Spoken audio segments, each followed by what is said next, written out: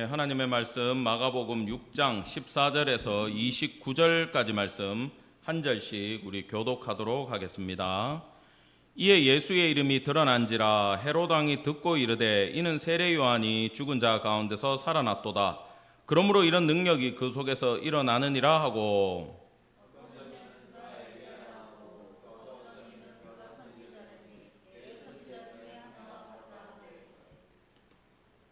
헤롯은 듣고 이르되 내가 목벤 요한 그가 살아났다 하더라.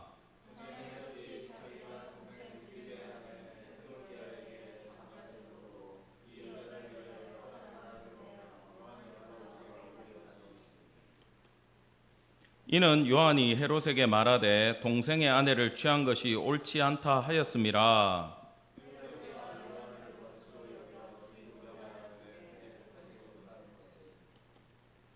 헤롯이 요한을 의롭고 거룩한 사람으로 알고 두려워하여 보호하며 또 그의 말을 들을 때에 크게 번민을 하면서도 달갑게 들음이러라.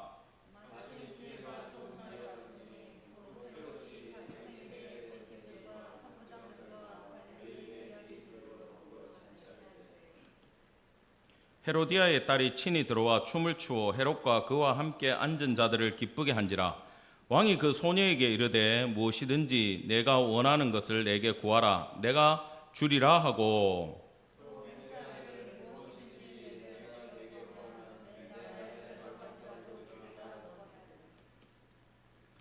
그가 나가서 그 어머니에게 말하되 내가 무엇을 구하리이까? 그 어머니가 이르되 세례 요한의 머리를 구하라 하니,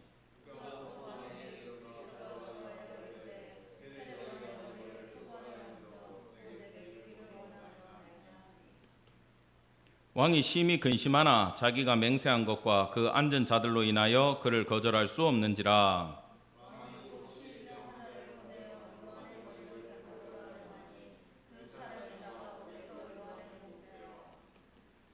그 머리를 소반에 얹어다가 소녀에게 주니 소녀가 이것을 그 어머니에게 주니라. 요한의 제자들이 듣고 와서 시체를 가져다가 장사하니라. 아멘. 오늘 말씀의 제목은 헤롯 안디바의 두려움입니다. 이거 원래 내가 그 세례 요한의 죽음이라고 했었는데 갑자기 바꿨습니다. 죄송합니다. 자, 이에 예수의 이름이 드러난지라. 이게 뭐냐 하면 예수님이 이제 고향에서 복음을 전하다가 부딪혔잖아요. 그죠? 그 사람들이 마리아의 아들 목수의 아들 기억나시죠? 그래서 예수님이 거기서는 이적을 많이 안 일으키시고 오히려 제자들을 둘씩 짝을 지어 파송을 했어요.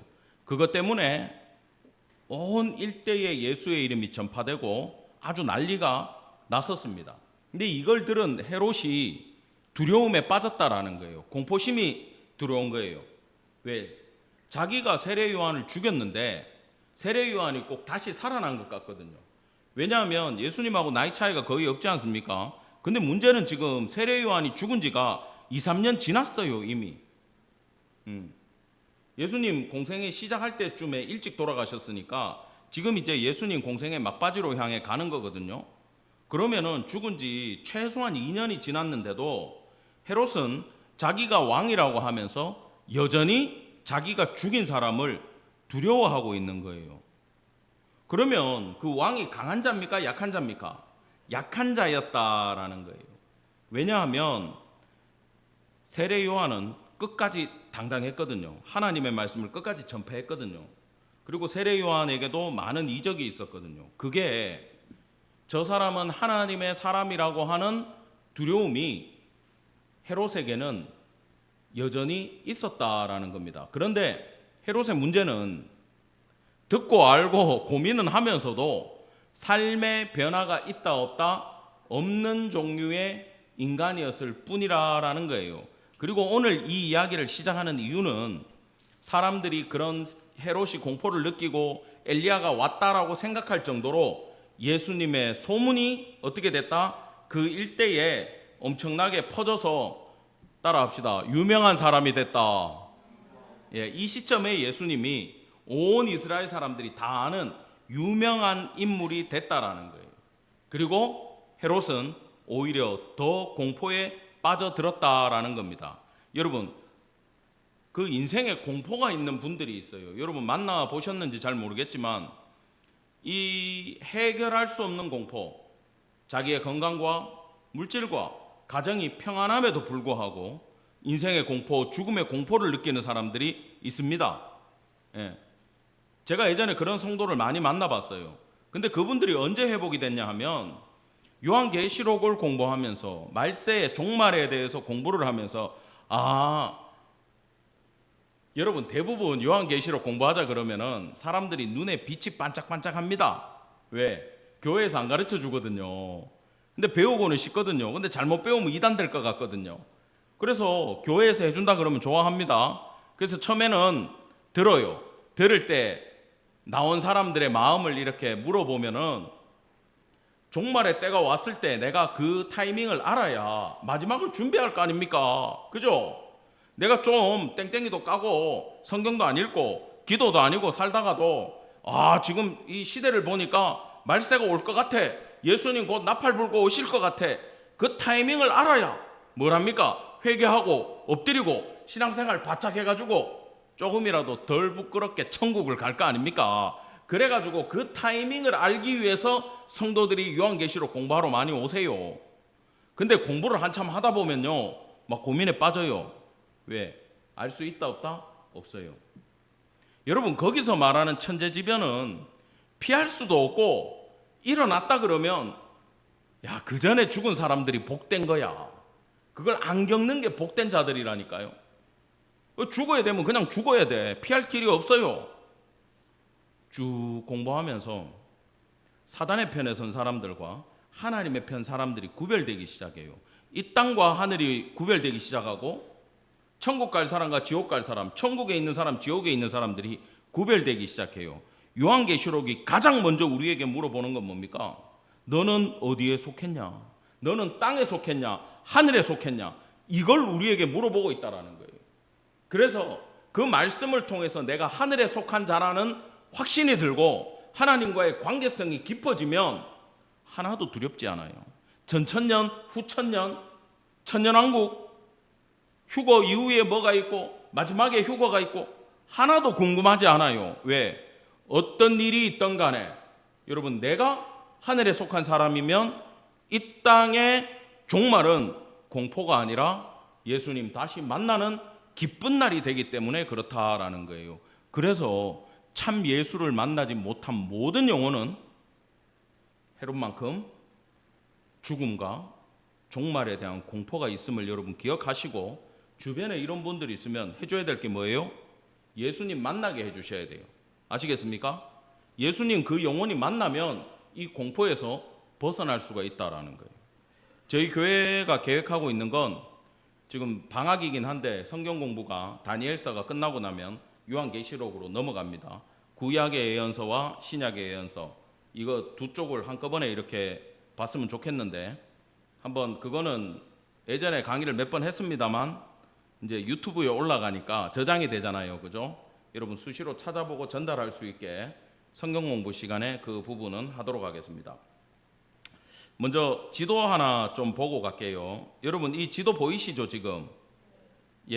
색깔이 좀 다른데 먼저 그 이스라엘 지도는요 제가 옆으로 지금 쫙 펼쳐놨어요. 근데 항상 지도를 보는 방법은 이렇습니다. 요걸 세로로 이렇게 강이 쫙 그러잖아요. 그게 뭡니까? 요단강이죠. 요단강을 기준으로 생각하시면 돼요. 요단 오른쪽 동편, 왼쪽 서편 이렇게 아시면 돼요. 자, 서편에 보면 그 사해 옆쪽으로 유대라고 되어 있는 그쪽이 예루살렘, 베들레헴 다 있습니다. 거기가 유대 땅이라 그래요. 보통. 그리고 그 위에 갈릴리 호수가 있죠. 그 옆에 헤롯 안디바 땅이 있죠. 그죠? 갈릴리를 헤롯 안디바가 다스린 거고 이 이야기부터 해줘야 되겠네. 헤롯 대왕이 있었어. 이 사람은 그냥 성경에서 헤롯 그러면 대체로 헤롯 대왕이고 예수님 태어날 때 헤롯이 헤롯 대왕이에요. 그럼 맨 윗세대가 헤롯 대왕입니다. 이 사람은 그 에돔 사람, 이둠의 사람인데 에돔 이방인이에요. 근데 이 정치를 잘해가지고 이스라엘의 전체를 로마로부터 받아서 다스리는 왕이 돼버렸어요. 그래 자칭 대왕이야. 그리고 이 사람은 건축가예요. 막 성 만들고 성전 짓고 오만 거 다 해요. 이게 우리가 성경에서 보통 헤롯이 몇 대가 나오냐 하면 3대가 나옵니다. 엄청 헷갈려요. 그래서 오늘 그걸 한번 딱 짚고 넘어가면 좋습니다. 자, 그 헤롯 대왕 시대 때 예수님이 태어나셨고, 지금 예수님이 공생애를 살아갈 때 먼저 헤롯 아켈라오라는 사람이 있죠. 요 아켈라오, 안디바, 빌립이 헤롯의 아들 세대입니다. 아시겠죠? 아들 세대 때 나라를 나눠 가지고 3등분 해 가지고 갈릴리는 안디바에게, 동편은 빌립에게, 유다 땅은 아켈레오에게 맡기고 헤롯이 죽었어요. 죽어서 이 세 아들이 분할 통치를 시작을 했단 말이에요. 근데 여기 아켈라오라는 요 헤롯이 폭정이 심했어요. 한 번에 3,000명씩 죽이고 온갖 악행을 저질렀어요. 그래서 예수님이 베들레헴에서 태어났을 때 북쪽 갈릴리 나사렛으로 이주를 한 게 마태복음 2장 22절에 나와요.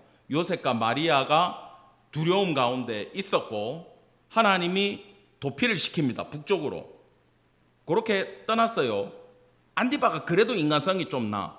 그리고 아켈라오가 폭정을 행하고 6년 뒤에 죽고 그 로마에서 총독을 보내가지고 유다를 다스린 사람이 누구겠어요? 예수님 죽인 놈 빌라도. 본디오 빌라도가 아켈라오 죽고 나서 이 땅을 다스리게 된 총독이었단 말입니다. 그러니까 로마는요 어떻게 정치를 하냐면 거기에 현지 왕을 세워서 관리하든지, 얘가 못하면 얘를 자르고 죽으면 총독을 보내가지고 임시 관리 체제로 들어가요. 이해가 되시죠? 그래서 예수님이 돌아가실 때는 요 유대 아켈레오 대신에 누가 있었다? 본디오 빌라도가 여기를 치리하고 있었다. 이래 이해를 하면 됩니다. 그 다음에 이 안디바하고 빌립은 형제지간이에요. 형제지간. 근데 내가 이 얘기를 왜 꺼냈냐 하면 원래 헤로디아라는 이 여자는요 헤롯의 손녀예요. 헤롯의 손녀인데 누구랑 결혼했습니까? 빌립이랑 결혼을 했어요. 그럼 누굽니까? 삼촌이야. 근데 직계 삼촌은 아니고 이 집안이 워낙 뭐 여자들도 많고 해가지고 이것까지 누구한테서 태어난 누구까지 공부하면 여러분들 머리가 이제 아프고 그거는 전공할 사람들만 하면 돼요. 아무튼 여기는 아들뻘이다 손자뻘이다만 아시면 됩니다. 헤로디아는 헤롯의 손녀예요. 그러면 자기 삼촌인 빌립이랑 결혼해서 살았는데 빌립은 좀 비리비리해. 아켈라오는 아케 이름처럼 딱 우리 어감이 그렇잖아요. 아케. 근데 빌립은 비리비리해. 비리비리한 남편하고 삼촌하고 살고 있는데 마음에 안 들어. 내가 야 데리고 내 야망을 못 펼 것 같아.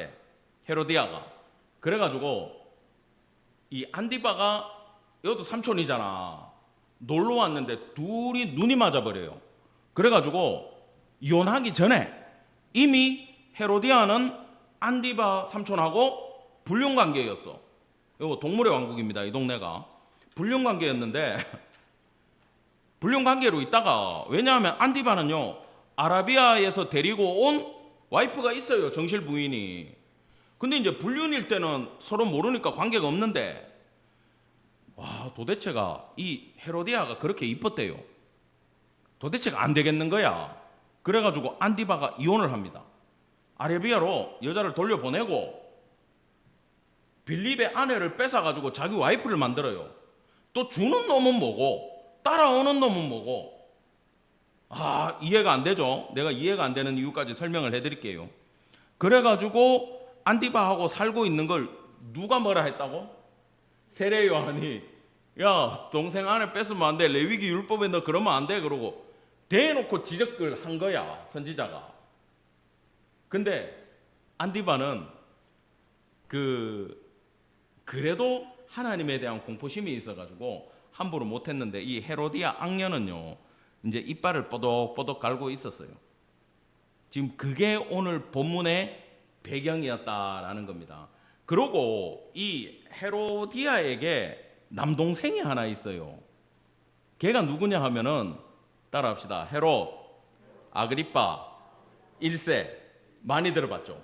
얘도 그냥 성경에 헤롯이라 그래. 그래가지고 엄청나게 헷갈려. 얘는 어디 나오냐 하면은 이 아그리빠는 원래 꼴통이에요. 얘가. 그래가지고 할아버지가 얘를 로마에 보내놨어. 근데 귀족이잖아 지가. 그러니까 거기 정치하는 애들 뭐 군인들하고 사귀고 놀고 술 먹고 하면서 맨날 말 잘못해가지고 깜빵 들어가고 있잖아요. 막 이런 애야. 그러니까 지금 다른 황제가 다스리고 있는데 나는 술자리에서 난 저 칼리클라가 황제가 되면 좋겠다 이딴 소리 해가지고 깜빵에 들어가는 거야. 아그리빠 1세가. 근데 그 황제가 실제로 죽어버리고 칼리큘라가 황제로 등극을 해요. 그래가지고 깜빵에 누구 있나 보니까 얘 내가 황제 되면 좋겠다 그랬다가 깜빵 가네네. 얘 사면시켜 끄집어내가지고 굉장히 황제하고 친해진 거야. 그래서 이 친구가 본국으로 황제의 명으로 아그리빠 1세가 되돌아와요. 되돌아오는데 그 사이에 어떤 문제가 있었냐면 아까 얘기했듯이 헤로디아와 안디바의 불륜으로 본처가 아라비아로 떠났잖아요. 그 본처가 떠나가지고 가만히 있겠습니까? 친정에 가가 얘기하겠어요 안 하겠어요? 아빠 저 인간이 있잖아 눈 맞아가지고 지 동생 와이프 뺏어온 미친놈이야 일로 준 거야. 그러니까 아라비아 왕이 이거 열려야 안 열려? 열려가지고 유대를 침공한 사건이 있어요. 그러면 지금 로마 입장에서는 뭐예요? 불륜 때문에 전쟁이 났잖아. 자, 로마는요 뭘 싫어하는지 압니까? 로마는 지금 세계를 장악했어요. 다 통치하고 있어요. 그래가지고 조용하게 식민지를 끌고 가는 총독을 최고로 쳐주고 분봉왕들이 그 나라에 어떤 테러나 문제가 없으면 너무 칭찬 듣는데 폭동이 일어나거나 소요가 일어나면 뭐 이유 뭐 이런 거 필요 없어요. 그냥 사고만 나면 야 너 깜빵, 사고만 나면 사형 이런 거야.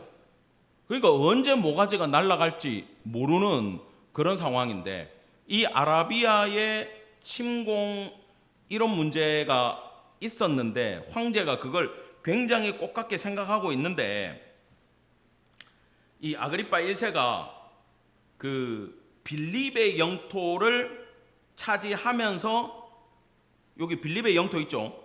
그걸 차지하면서 로마 황제한테 왕이라는 호칭을 받아갖고 온 거예요. 분봉왕 뭐 이런 거 말고 왕이라고 그냥 킹이 돼갖고 온 거야. 그러니까 안디바는 갑자기 어떻게 됩니까? 헤로디아는 한 등급이 내려가 버리죠. 등급이 낮춰진 거야.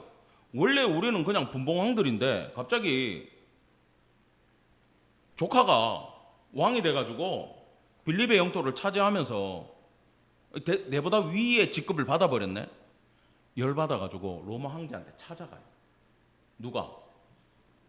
안디바랑 헤로디아가. 안디바는 안 될 놈이에요. 그렇게 알면 돼요. 얘는 안 돼요. 그래가지고 로마 황제한테 가가지고 우리도 왕 주세요 이런 거야. 근데 황제가 보니까 그 전에 요 조카 아그리빠 헤로디아의 동생 있죠. 황제한테 다 꼰질렀어. 이래 돼가지고요. 이 불륜으로 있잖아요. 정치도 똑바로 못하고 우리 삼촌 얼굴 빌립 삼촌 똥대고요. 이래 불륜이고요. 이래가 결혼했고요. 세례원 죽이고 그 얘기는 안 했겠지만 그래가지고 거기 우리 숙모가 거기서 또 열받아가지고 전쟁 일으켜가지고 나라를 시끄럽게 하고요. 이래가지고 왕의 칭호를 받겠다고 자존심 상해가지고 황제한테 갔다가 이 부부가 귀향을 가요. 그 지금 프랑스 리옹 땅에 귀향 가서 거기서 죽습니다. 그러면 이걸 다 누구께 돼요? 아그리빠 1세께 되는 거야. 그래가지고 우리가 사도행전 공부할 때 야고보 죽이고 베드로 감옥에 집어넣던 헤롯 있죠. 그건 헤롯 대왕이 아니고 손자 아그리빠 1세입니다. 근데 이제 요놈이 교만해져가지고 이제 베드로도 쫓아내고 야고보도 죽이고 이제 예수쟁이들도 없고 우리 삼촌 누나 다 잘랐고 이제 내가 여기에 킹 오브 킹이다 이러고 있을 때 두로와 시돈 거기서 이제 무역 분쟁이 일어났지 않습니까? 그것 때문에 그 동네 갔다가 옷 쫙 입고 나갔는데 햇살이 비쳐가지고 번쩍번쩍 하니까 야, 신이라면서 백성들이 막 칭호를 올린 거야. 근데 아우, 저는 아니에요. 저는 그냥 뭐 로마 황제 밑에 있어요. 그리고 저는 하나님 밑에 있어요. 이래야 되는데 그건 내가 신이야 이러면서 얘가 엄청 교만하게 설친 거야. 그때 하나님이 참다가 쳐버려요. 그 자리에서 충이 먹어 죽었다 그러죠. 이게 무슨 병이냐? 뱃속에 회충이 뭉쳐가지고 장을 터뜨리고 나와버린 거야. 이게 바로 헤롯의 사인이었다라는 말이 있습니다. 이거는 뭐 성경에는 없는 얘기고 요세푸스의 역사에 보면 나오는 이야기인데, 그래가지고 사도행전 12장에서 죽는 헤롯이 헤롯 대왕의 손잡벌 되는 아그리파 1세고, 그게 이 동네가 이제 개판인 삶을 이렇게 살아갔다라는 겁니다. 이게 배경인 거예요. 근데 여러분 생각해 보세요. 우리 예수님이 와가지고 복음을 전하는데 이 헤롯 안디바가 세례 요한이 살아갖고 왔다라는 공포를 느끼고 있을 정도로 예수님도 명성이 있었고 세례 요한도 명성이 있은 거 아닙니까? 그죠? 근데 사실 이 땅에서는 누가 득세하고 있어요? 황제가 득세하고 있는 시절이잖아요. 근데 여기서 이 왕들이, 분봉왕들이 자기가 신이라 그러고 지금 하나님 위에서 놀고 있지 않습니까? 그러면서 동생의 아내를 뺏고, 여러분 오늘 우리가 성경 읽어봐서 알지만 그 살로메가 와가지고 이 잔치 자리에서 춤을 추잖아요. 그럼 얘는 누구 딸이에요? 빌립의 딸이에요.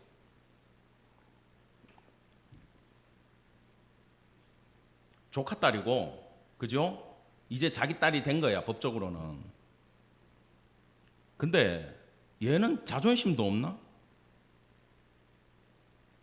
살로메는? 살로메가 어떤 춤을 췄는지는 우리는 볼 수는 없습니다.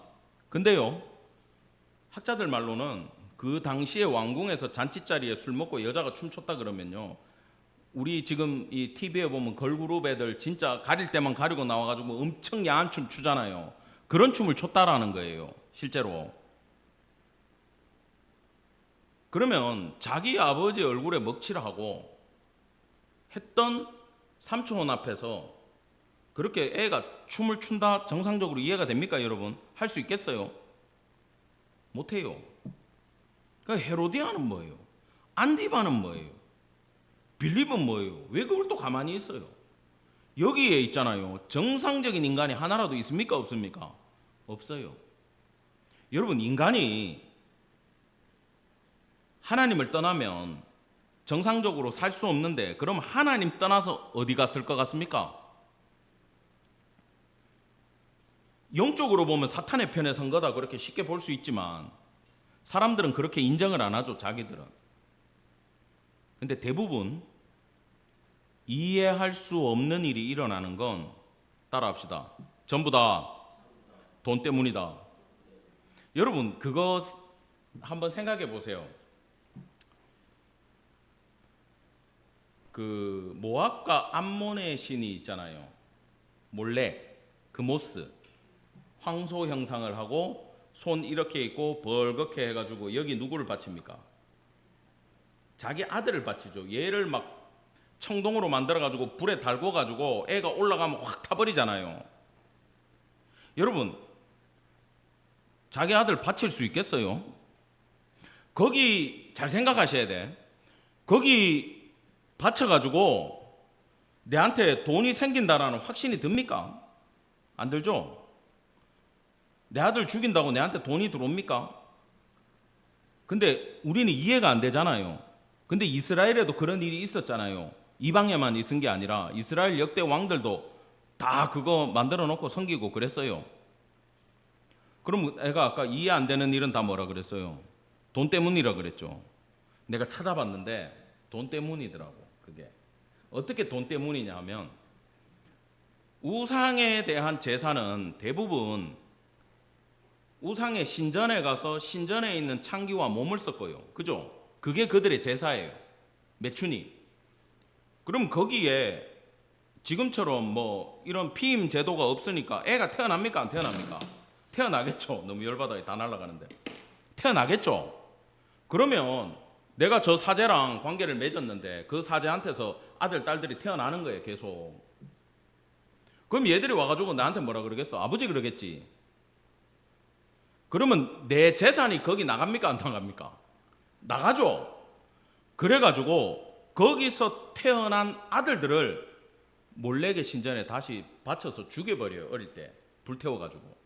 그러면 내 재산이 안 나가면 내게 보존이 되죠. 딸이 태어나면 신전에다가 여사제로 바쳐버려요. 그럼 걔는 거기서 또 창녀로 살아가는 거예요. 이해가 됩니까? 그게 우상의 제사였어요. 하나님이 정말 사악하게 생각하셔서 절대 용서하지 않는 우상이 그거예요. 근데 본질이 뭐라고요? 돈 때문이었던 거예요. 여러분 얘들도 마찬가지입니다. 얘들이 말도 안 되는 동물의 왕국으로 살아가잖아요. 다 뭐 때문이에요? 돈 때문이에요. 돈과 권력. 권력이 있어야 돈을 버는 시대이기 때문에 돈을 벌기 위해서 권력을 차지해야 되기 때문에 얘들은 그 권력을 얻기 위해서라면 이 삼촌하고 살고 저 삼촌하고 살고 자기 딸내미를 술집 여자처럼 꾸며가지고 앞에서 쇼를 시키더라도 내 정치에 태클 거는 애들은 죽여버리는 그 삶을 살았다라는 겁니다. 돈과 권력을 얻기 위해서.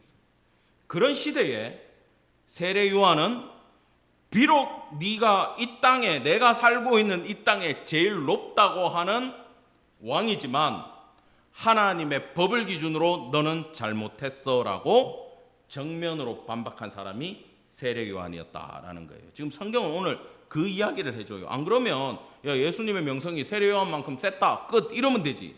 이 이야기를 굳이 하는 이유는 바로 세례 요한이 그런 존재였다라고 이야기를 해주는 겁니다. 분명히 레위기 20장 21절 말씀했을 거예요. 같이 읽읍시다. 시작. 누구든지 그의 형제의 아내를 데리고 살면 더러운 일이라. 그가 그의 형제의 하체를 범함이니 그들에게 자식이 없으리라. 아멘. 이 율법으로 누구한테 얘기했다고?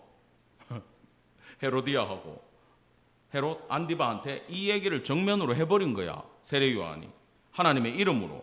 그러니까 19절에 헤로디아가 얘는 내 정치 행보에 결정적으로 방해를 할 거고 얘가 떠들고 다니면 백성들이 자기 편을 들어요 안 들어요?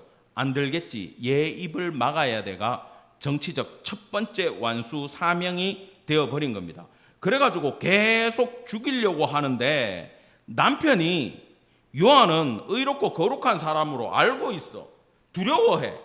그래가지고 아내인 헤로디아가 이 뭐라고 불러야 되나? 여보라고 불러야 되나? 오빠라고 불러야 되나? 삼촌이라고 불러야 되나? 모르겠습니다. 응? 자기야, 저 인간 죽여야 돼. 저거 계속 떠들고 다니면 우리가 여기서 왕 못해. 라고 얘기하는데 헤롯은 죽입니까? 못 죽입니까? 못 죽여요. 아, 머리 아파. 나 회개해야 되는데 어떡하지 하면서 계속 고민만 끙끙끙 하고 있는 거예요.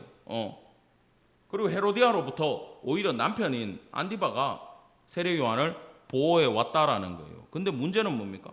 여러분, 판단력은 있어요. 뭐가 죄인지 하면 안 되는지 알아요, 몰라요? 안디바는 알았어요.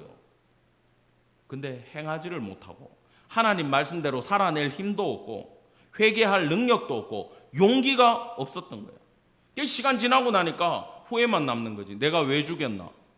그 사람 안 죽였어야 되는데. 죽이고 나니까 영적인 사람이 나타나니까 벌벌벌벌벌 떨면서 어이구 살아갖고 돌아왔는갑다. 그 영혼이 억울해가지고 다시 사람 몸에 들어왔는갑다. 이게 그 당시에 미신이었거든. 그렇게 해버리는 거죠. 빌라도도요. 지 손 씻잖아요. 예수님 사형 선고 내리고. 왜요? 저만큼 들고 일어나는데 내가 예수를 안 죽이면 소요 사태가 일어나면 내가 또 로마에 뭐가 돼? 내가 또 나가리가 되는 거야. 그래서 어떻게 할 방법이 없는 거예요, 얘들이.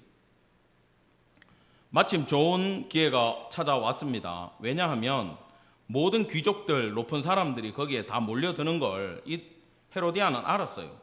거기서 약속을 해버리면 네가 이제는 지킬 수밖에 없겠지. 그 기회를 헤로디아가 노렸다라는 겁니다. 헤로디아의 딸이 친히 들어와 춤을 추어 헤롯과 그와 함께 앉은 자들을 기쁘게 한지라. 왕이 그 소녀에게 이르되 무엇이든지 내가 원하는 것을 내게 구하라. 내가 주리라 하고, 그 다음에는 나라의 절반이라도 주겠다 그러잖아요. 근데 이게 본인이 이런 능력이 있어요, 없어요? 없어요. 자기도 회사로 말하면 월급쟁이야. 자기가 소유주가 아니란 말이요. 창업주가 아니요. 로마 황제가 다 갖고 있어. 자기는 그저 임명받아서 일부를 다스리는데 뭔 나라를 줘요. 사람들 앞에 큰 소리만 치는 거예요. 허세고 허영심이에요. 가짜들이 힘이 없어요. 얘가 가짜거든. 자기가 자격도 없고 능력도 안 되는데 아버지 덕에 받아가지고 하다 보니까 또 이 혈통이 아버지 쪽은 뭡니까? 에돔이고 엄마 쪽은 유대교 혼혈이잖아. 순정 혈통도 아니야. 유대를 다스릴 수 있는.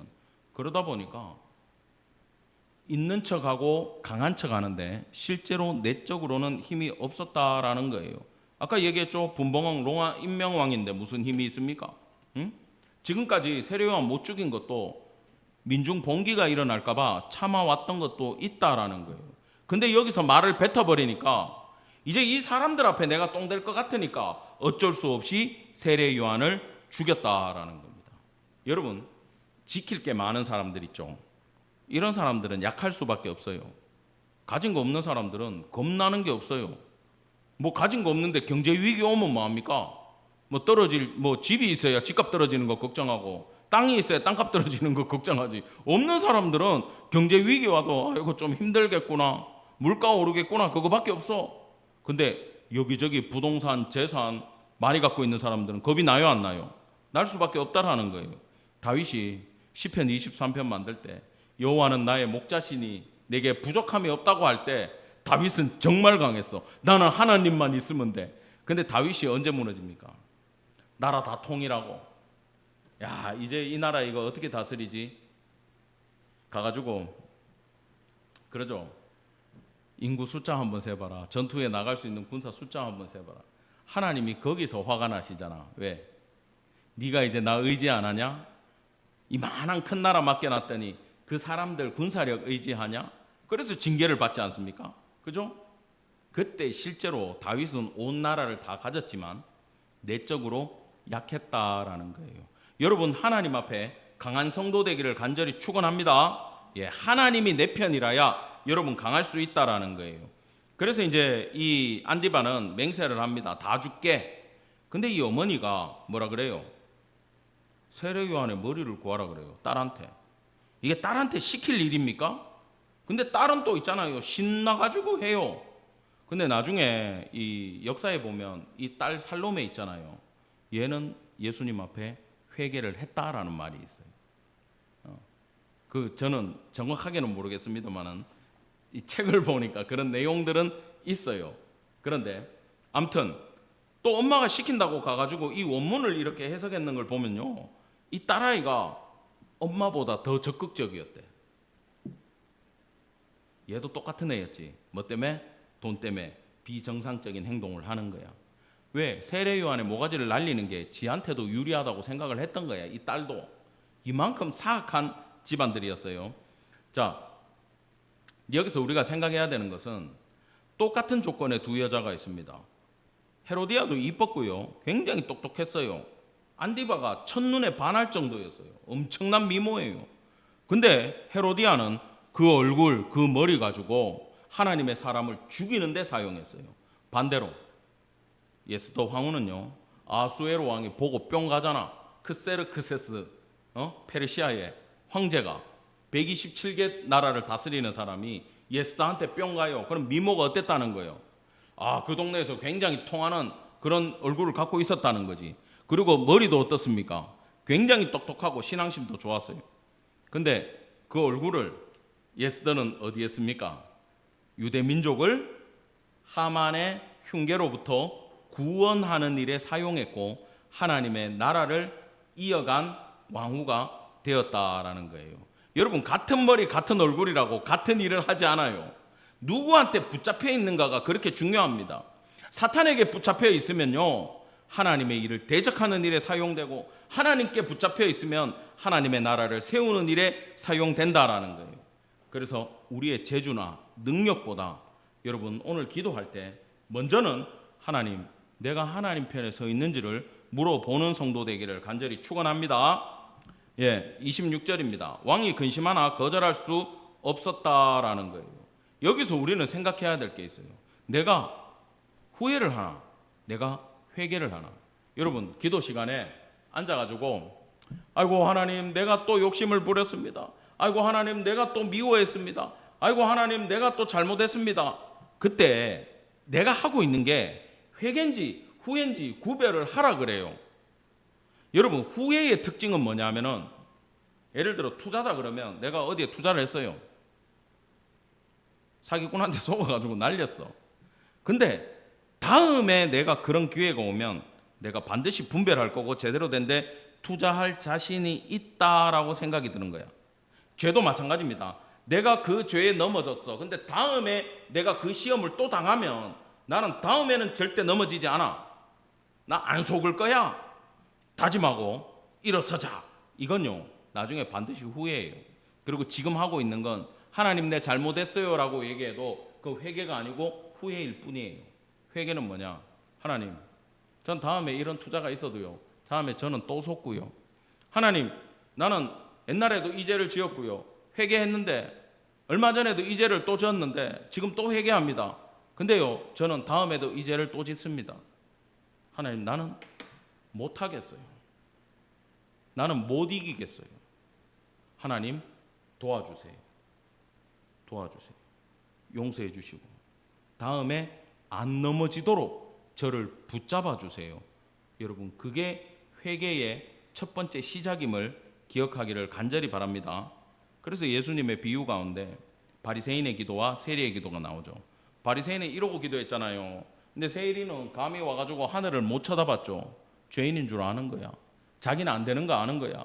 지금 와가지고 교회 다니니까 잘못했다고 얘기는 하는데 다음에 그 상황에 가면 또 죄 짓는 거 자기가 아는 거야. 그러니까 앞에 못 나오는 거예요. 자기 의가 하나도 없어요. 근데 하나님 앞에는 악인과 더한 악인이 있을 뿐인데 세리는 그냥 악인이고 내가 잘났다는 놈은 진짜 악인 중에 악인임을 여러분 기억하시고 하나님 앞에 무능함으로 나아가는 성도 되기를 간절히 바랍니다. 마지막 단락입니다. 왕이 결국 요한의 목을 베었고 허망하죠. 그냥 이렇게 돌아가셨어요. 감옥에서. 그리고는 요한의 제자들이 와서 시체 가져다가 장사하는 걸로 세례 요한의 마지막은 끝이 납니다. 여러분 좀 허망하지 않습니까? 엘리야의 심령으로 온 정말 구약의 마지막 선지자였던 세례 요한의 죽음이 한 계집아이의 춤으로부터 출발해가지고 그 술자리의 약속으로 모가지가 날아가서 끝나버렸다. 여러분 이게 다른 선지자들처럼 막 왕한테 큰 소리 빵빵 치다가 순교당하고 돌에 맞아 죽고 그렇게 좀 멋있게라도 가시든가. 이게 뭡니까? 이거 감옥에 있다가 그냥 기집애 춤춰가지고 모가지 날아가는 게 멋이 없죠. 저는 예전부터 어릴 때 성경을 볼 때부터 이 부분이 너무 허망했어요. 이 죽음이. 하나님 왜 세례 요한의 마지막을 이렇게 끌고 가실까? 세례 요한 예수님의 길을 예비한 사람인데 물론 뒤에 예수님이 빛이 나야 되니까 형장의 이슬로 사라지는데 야 이거는 아니다. 근데 여러분 우리가 알아야 될 게 있습니다. 실제로 세례 요한은요 강한 사람이었어요. 그는 레위인이었고 제사장 집안이에요. 근데 그 어떤 것도 받아 누리지 않아요. 사람들 메뚜기와 석청 뭐 약대 털옷 입었다고 막 고급 옷감이다 좋은 거 드셨다 이러는데 아무것도 없었다라는 겁니다. 옷 사입을 돈이 없어가지고 그냥 그 가죽대기 걸치셨고 어디 가가지고 뭐 봉급을 받거나 성전에서 뭐 녹을 받는 게 아니라 먹을 게 없으니까 그냥 자연에 있는 거 그냥 드셨다라는 거예요. 지극히 아무것도 없는 삶을 살았다라는 겁니다. 근데 하나님의 말씀이 그에게 있기 때문에 사명을 온전히 감당하셨기 때문에 헤롯 왕도 안디바도 헤로디아도 세례 요한을 두려워했었다라는 거예요. 여러분, 이 시대예요. 아무도 당신이 잘못했다고 얘기하는 시대가 아니에요. 지금도요, 누가 잘못하고 죄를 지어도 아무도 신경 안 쓰는 시대를 우리는 살아갑니다. 그러나 세례 요한은 묵과하지 않았어요. 하나님의 율법을 기준으로 바로 지적을 했어요. 이 세례 요한의 죽음과 장사에 대해서 이 땅에서 그 어떤 명예나 보상도 없었어요. 세례 요한의 제자들은 다 흩어졌고 광야에 들어가서 금욕 생활을 하든지 예수님의 제자로 편입돼 버렸어요. 그것도 무의미하죠, 그죠?